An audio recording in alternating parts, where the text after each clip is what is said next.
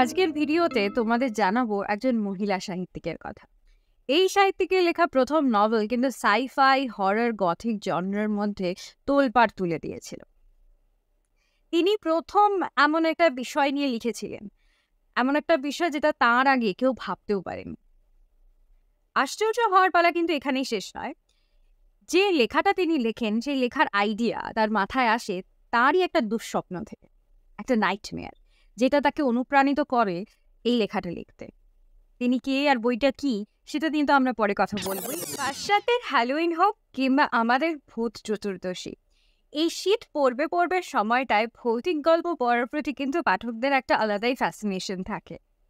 সাহিত্য সমাজে বিদ্বজনদের কাছে এই ভৌতিক লেখা যতই গৌণ হোক না কেন, পাঠকদের কাছে কিন্তু তার সমাদর চিরকাল চিরন্তন। আমার একটা জিনিস ভাবতে ভীষণ অবাক লাগে, ভয় জিনিসটা যখন আমরা বাস্তব জীবনে প্রত্যক্ষ করি তখন কিন্তু খুব একটা কাঙ্ক্ষিত অনুভূতি নয়, কেউ ভয় পেতে চায় না। অথচ সেই আমরাই যখন হরর ফিল্ম আসে বা কোনো হরর ফিকশন পড়তে পারি, তখন অদ্ভুত একটা টান অনুভব করি সে ধরনের লেখার প্রতি, এবং আমরা খুঁজে খুঁজে ভয় পাওয়াটাকে বার করে আনি সাহিত্য থেকে। এই যে পাঠক হিসেবে আমরা যে ভয় পেতে চাই, এর কারণ কি বলেও তোমার মনে হয়?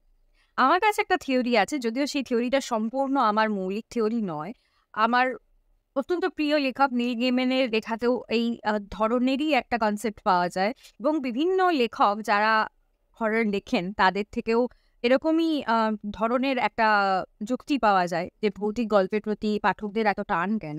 আমরা বাস্তব জীবনে যে ভয়গুলোর সম্মুখীন হই সেগুলো কিন্তু কোনোটাই সুপার ন্যাচারাল বা অলৌকিক জগৎ থেকে নয়, সেটা অত্যন্ত বাস্তব, এবং সেগুলো আসে আমাদের এক্সিস্টেন্সিয়াল ক্রাইসিস থেকে। এবং সেই ভয়গুলো কি আমরা ভোলার জন্য এমন কিছু ভয় চাই লাইফে, যে ভয়গুলোকে আমরা চিনি, যে ভয়গুলোর ব্যাখ্যা রয়েছে, যে ভয়গুলোর যুক্তি রয়েছে, এবং সেই ইচ্ছে করে যেচে সেই ভয়গুলোকে পেয়ে আমরা একটা অনুভূতির ক্যাথারসিস ঘটাই। যেরকম ক্যাথারসিস বলতে যেটা বোঝানো হয় যে আমরা যখন কোনো কিছু দেখি, আর্ট, বিশেষ করে কোনো আর্ট পারফর্ম হতে দেখি, তখন সেই আর্ট আমাদের মধ্যে বিভিন্ন অনুভূতির উদ্রেক ঘটায়। যে আমরা জানি যে একটা কাল্পনিক চরিত্র, কিন্তু সেই কাল্পনিক চরিত্র যখন মৃত্যু ঘটছে আমাদের চোখ দিয়ে জল পড়ে, এটা জানা সত্ত্বেও যে সে আসল নয়। তো এই যে আমাদের চোখ দিয়ে জল পড়ে, কোথাও গিয়ে আমাদের চাপা কোনো দুঃখ সেই আর্টটা দেখার মাধ্যমে রিলিজ হয়ে যায়। তো সেইভাবেই ভয়টাও সিমিলার ভাবে আমরা যখন পড়ি কোনো গল্পে বা কখন কোনো ছবিতে দেখি, তখন আমরা যে ভয়টা পাই, সেই ভয় পাওয়ার অভ্যেসটা আমাদেরকে কোথাও গিয়ে একটা কমফর্ট দেয়। যে এই জিনিসটাই আমার মনে হয় পাঠকদেরকে বারবার হররের প্রতি আকৃষ্ট করে, সুপার ন্যাচারাল লেখার প্রতি আকৃষ্ট করে।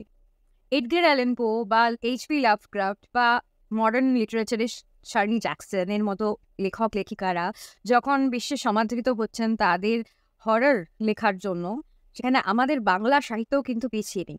বাংলা ক্লাসিক সাহিত্যে কিন্তু অলৌকিক এলিমেন্ট রবীন্দ্রনাথ ঠাকুর ব্যবহার করেছেন। অনেক পুরনো লেখার মধ্যে, পুরনো সাহিত্যিকদের লেখার মধ্যে কিন্তু, ক্লাসিক লেখার মধ্যে কিন্তু এই এলিমেন্ট দেখা যায়, সুপার ন্যাচারাল এলিমেন্ট দেখা যায়, ভৌতিক লেখা দেখা যায়। কিন্তু বিগত কয়েক দশকে এই অলৌকিক লেখার প্রতি টানটা মানুষের বাংলা পাঠক জগতে একটু বেড়েই গেছে। আর সেক্ষেত্রে একটা অন্য ধরনের জনরারও সৃষ্টি হয়েছে, যেখানে তন্ত্র, মন্ত্র, সাধনা এই ধরনের লেখা লেখা হচ্ছে, এবং সেই লেখাগুলো আমাকে বিশেষ করে টানে না।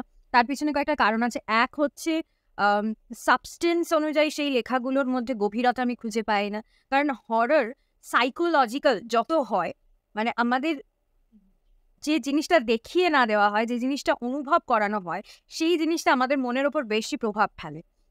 এবং সেটার জন্যই আজকে যদি আমি বলি এডগার অ্যালান পোর টেল হার্ট, সেটা এতটা বেশি তোমাকে ইম্প্যাক্ট ফেলবে, কারণ সেটা তোমাকে ওই যে ব্যক্তি গল্পটা বলছে, ন্যারেটর, তার জায়গায় গিয়ে দাঁড় করিয়ে দেবে। সেই জিনিসটা অনেকটা বেশি কমপ্লেক্স হয়, তার অনেক গভীরতা থাকে। সেটা আমাকে যেভাবে প্রভাব ফেলে, এই ধরনের তন্ত্রমন্ত্র সাধনা লেখা আমাকে সেভাবে প্রভাব ফেলে না। দ্বিতীয়ত আমার মনে হয় এটার মাধ্যমে অনেক বেশি প্রমোট করা হয় যে ধরনের কুসংস্কার, সেইটার আমি একেবারে বিরোধী। এবং কোথাও গিয়ে ফিকশন এবং বাস্তব তার যে একটা সীমারেখা রয়েছে এবং সেইগুলো যে কাল্পনিক, সেইটা কোথাও গিয়ে লেখক এস্টাবলিশ করতে ব্যর্থ হন বা করতে চান না, কারণ সেই অন্ধবিশ্বাসটা জাগিয়ে রাখলে তার বেশি কাটতি হয়। এছাড়াও যেটা আমার মনে হয়, বারবার একই ট্রোপ ব্যবহার করে, ট্রাইড অ্যান্ড টেস্টেড একটা ট্রোপ ব্যবহার করে লেখাগুলোকে ভীষণভাবেই খেলো করে দেওয়া হয়। যখন আমি বুঝে যাবো যে একটা মানুষ শুধু এই জিনিসটাই চাইছে, তাহলে আমি বারবার বারবার সেই জিনিসটাই বের করে যাব। এই একটা টেন্ডেন্সি তো থাকে প্রকাশকদের, তো সেক্ষেত্রে আমাকে পাঠক হিসেবে সেটা টানে না। তাই এই ভিডিওতে বিশেষ করে আমি এই ধরনের জনরার লেখাকে একদম বাদ দিয়ে রেখেছি এবং আমি শুধুমাত্র কথা বলবো যে লেখাগুলো আমার উৎকৃষ্ট মনে হয় এবং আমি এনজয় করি। কারণ আমার নিজেরও ভীষণ কমফর্ট লাগে হরর পড়তে, এবং সেটা দুটো দুটো ভাষাতেই, বাংলা ভাষাতেই এবং ইংরেজি ভাষাতে। বিশেষ করে এই সময়টা নভেম্বর, ডিসেম্বর, জানুয়ারি, আমি খুঁজে খুঁজে গথিক লিটারেচার, খুঁজে খুঁজে হরর, সুপারন্যাচুরাল, সাইকোলজিক্যাল হরর, এইগুলোই খুঁজে খুঁজে পড়ি।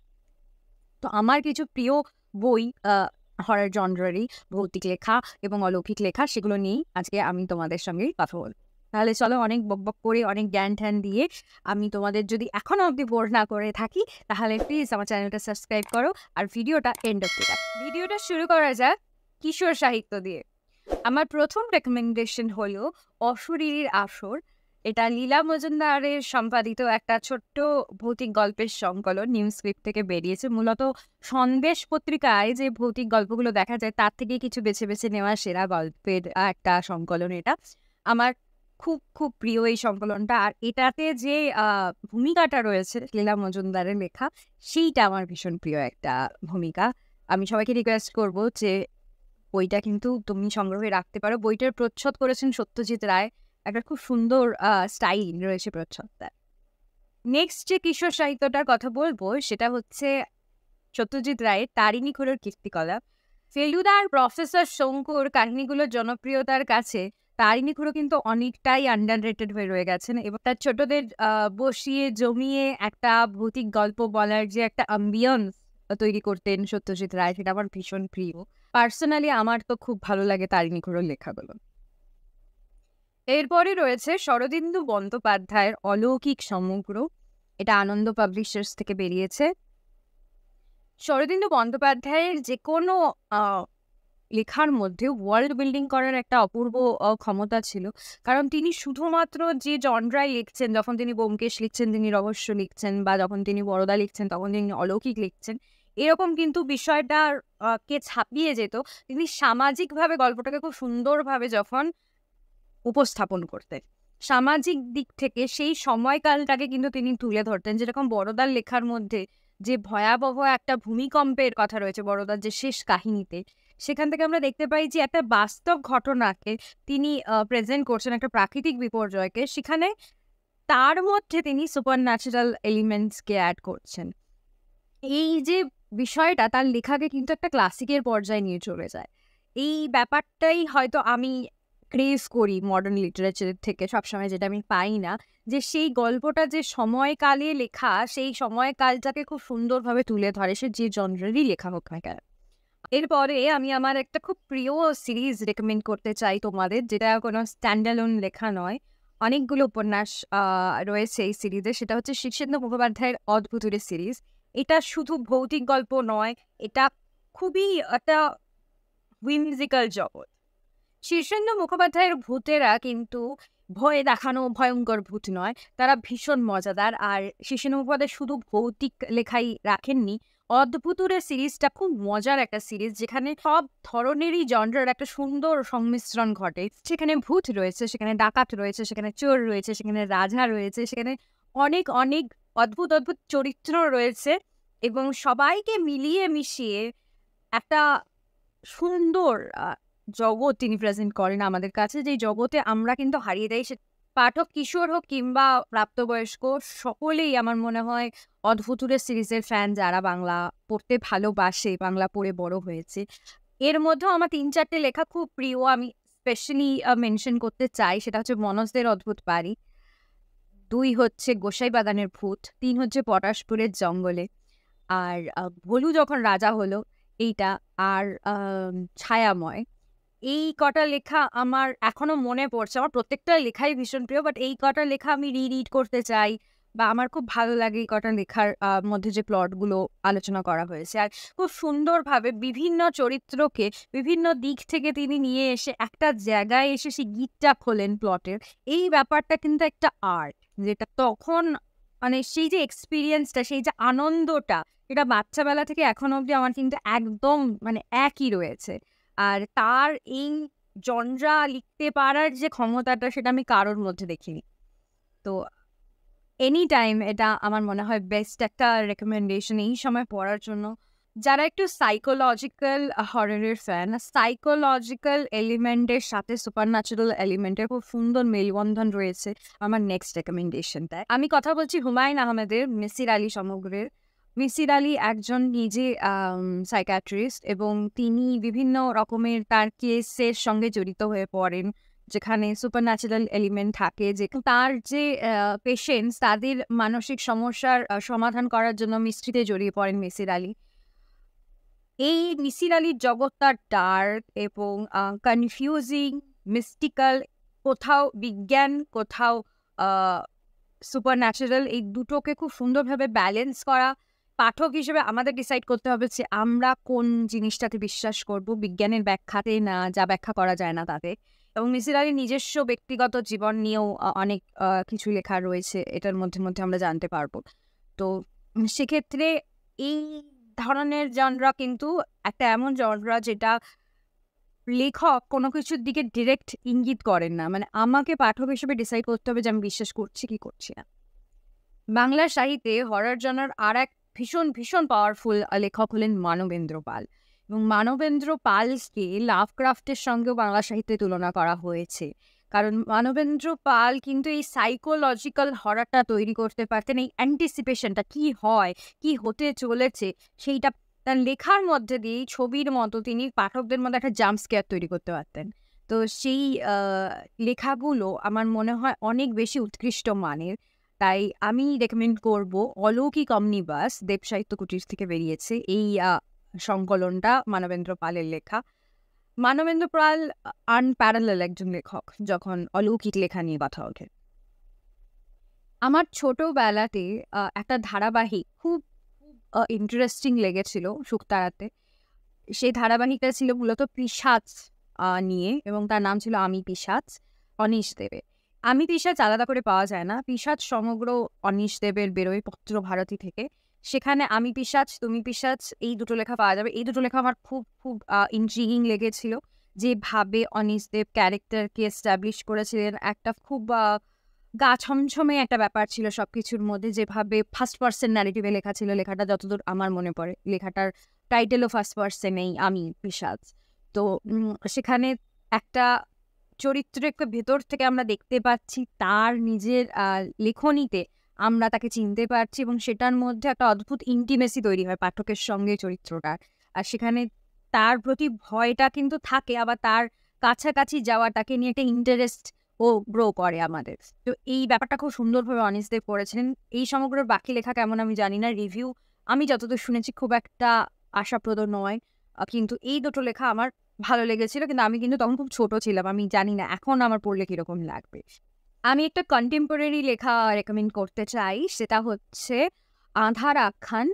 এটা কৌশিক মজুমদারের লেখা। কৌশিক মজুমদার কন্টেম্পোরারি লেখকদের মধ্যে আমার অন্যতম প্রিয় লেখক। তার পেছনে অনেকগুলো কারণ রয়েছে। তিনি প্রচণ্ড ভাবে সিরিয়াস রিসার্চ করে লেখেন, যেটা আমার খুব ভালো লাগে। আজকালকার দিনে ওয়েল রিসার্চড লেখা পাওয়া যায় না। আলটপকা যা খুশি লেখা চলে আসছে একটা ট্রেন্ড, এবং মানুষ যখন থ্রিলার বা হরর দেখে তখন সেগুলোর ফ্যাক্ট চেকিংটা অনেক সময়তেই করা হয় না কিছু বইয়েতে। তো সেক্ষেত্রে তিনি একজন ব্যতিক্রমী লেখক, যার লেখা আমার মনে হয় থাকবে, তার লেখা পড়বে মানুষ অনেকদিন পর্যন্ত, তার লেখা নিয়ে চর্চা হবে। আর আধার আখ্যানের মধ্যে তার নিজের লেখা কিছু ডার্ক গল্প তো রয়েছে, এছাড়াও তিনি কিছু অনুবাদ করেছেন যেটাও খুব ইন্টারেস্টিং, যেগুলো আমার পড়া হয়নি এখনো। তো বিদেশি কিছু বিখ্যাত বিখ্যাত ভৌতিক গল্প বা অলৌকিক গল্প তিনি কিন্তু নিজের ট্রান্সলেটও করেছেন, সেগুলো কিন্তু এর মধ্যে রয়েছে। তো আধার আখ্যানের দুটো পার্টও রয়েছে। তো প্রথম বইটা হচ্ছে আধার আখ্যান, আর পরেরটা মনে হয় আবার আধার। তো চোখ বুজে আমি ওনার লেখা পড়তে পারি, কারণ আমার মনে হয় তিনি যখনই লেখেন অনেক সময় নিয়ে, অনেক রিসার্চ করে, অনেক যত্ন করে তিনি বই লেখেন। বাংলা রেকমেন্ডেশন তো এই পর্যন্তই ছিল। চটপট আমি কটা ইংরেজি বইয়ের রেকমেন্ডেশনে তোমাদের দিয়ে দিতে চাই, যারা ইংরেজি ভাষায় হরর পড়তে চাও। এই ভিডিওর মধ্যে আমি ইনক্লুড করে দিতে চাই সেগুলোকেও। প্রথম হচ্ছে নীল গেইম্যানের কোরালাইন। আমার খুব খুব প্রিয় একটা হরর, এবং এই বইটা এমন একটা বই যেখানে আমরা যে ছোটবেলাকার এই অচেনা দরজা দিয়ে ঢুকে পড়ার যেটা ভয় ছিল যে অন্য একটা জগতে চলে যাব, সেটাকে খুব সুন্দরভাবে প্রেজেন্ট করেছে। এবং এটা শুধু ভৌতিক গল্প নয়, এটা একটা বাচ্চার সার্ভাইভালেরও গল্প, এটা সাহসের গল্প। এই বইটার ভূমিকাটা ভীষণ সুন্দর। আর তার সারাংশটা আমি তোমাদের বলছি, আমার এক্স্যাক্ট মনে নেই লেখায়, যে আমরা যখন ভয়ের লেখা পড়ি কোনো, তখন এই কারণে পড়ি না যে যাতে জানতে পারি যে ভয়ঙ্কর ড্রাগনস হয়। আমরা এই কারণেই পড়ি যে ভয়ঙ্কর ড্রাগনসদেরও হারানো যায়। এইটা আমাদেরকে হরর জানায় এবং এইটাই আমাদেরকে সাহস দেয়।